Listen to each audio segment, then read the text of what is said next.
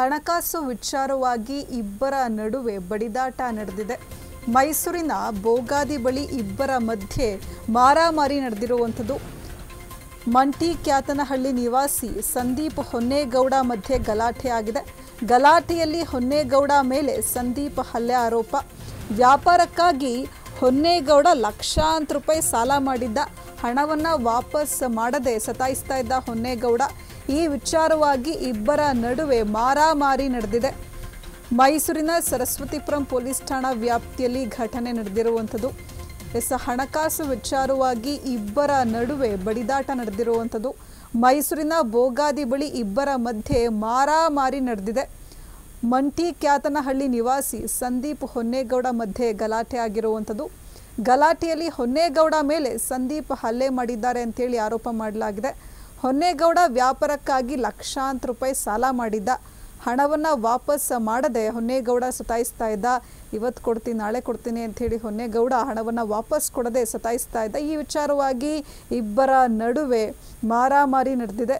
ಮೈಸೂರಿನ ಸರಸ್ವತಿಪುರಂ ಪೊಲೀಸ್ ಠಾಣಾ ವ್ಯಾಪ್ತಿಯಲ್ಲಿ ಘಟನೆ ನಡೆದಿರುವಂಥದ್ದು.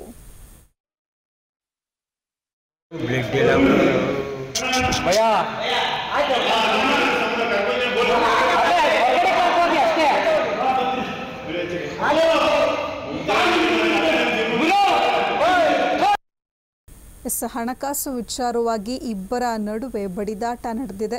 ಮೈಸೂರಿನ ಬೋಗಾದಿ ಬಳಿ ಇಬ್ಬರ ಮಧ್ಯೆ ಮಾರಾಮಾರಿ ನಡೆದಿರುವಂಥದ್ದು.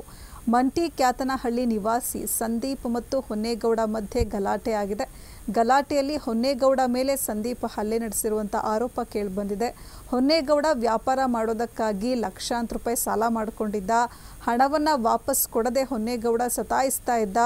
ಈ ವಿಚಾರವಾಗಿ ಇಬ್ಬರ ನಡುವೆ ಮಾರಾಮಾರಿ ನಡೆದಿರುವಂಥದ್ದು. ಮೈಸೂರಿನ ಸರಸ್ವತಿಪುರಂ ಪೊಲೀಸ್ ಠಾಣಾ ವ್ಯಾಪ್ತಿಯಲ್ಲಿ ಘಟನೆ ನಡೆದಿದೆ.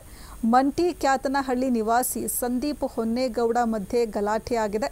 ಗಲಾಟೆಯಲ್ಲಿ ಹೊನ್ನೇಗೌಡ ಮೇಲೆ ಸಂದೀಪ್ ಹಲ್ಲೆ ಆರೋಪ ಕೇಳಿಬರ್ತಾ ಇದೆ. ವ್ಯಾಪಾರ ಮಾಡೋದಕ್ಕಾಗಿ ಹೊನ್ನೇಗೌಡ ಲಕ್ಷಾಂತರ ರೂಪಾಯಿ ಸಾಲ ಮಾಡಿಕೊಂಡಿದ್ದ. ಹಣವನ್ನು ವಾಪಸ್ ಕೊಡದೆ ಸತಾಯಿಸ್ತಾ ಇದ್ದ. ಈ ವಿಚಾರವಾಗಿ ಇಬ್ಬರ ಮಧ್ಯೆ ಮಾರಾಮಾರಿ ನಡೆದಿದೆ. ಸಂದೀಪ್ ಮತ್ತು ಹೊನ್ನೇಗೌಡ ಮಧ್ಯೆ ಗಲಾಟೆ ಆಗಿರುವಂಥದ್ದು. ಗಲಾಟೆಯಲ್ಲಿ ಹೊನ್ನೇಗೌಡ ಮೇಲೆ ಸಂದೀಪ್ ಹಲ್ಲೆ ನಡೆಸಿರುವಂಥ ಆರೋಪ ಇದೆ. ಮೈಸೂರಿನ ಸರಸ್ವತಿಪುರಂ ಪೊಲೀಸ್ ಠಾಣಾ ವ್ಯಾಪ್ತಿಯಲ್ಲಿ ಘಟನೆ ನಡೆದಿದೆ.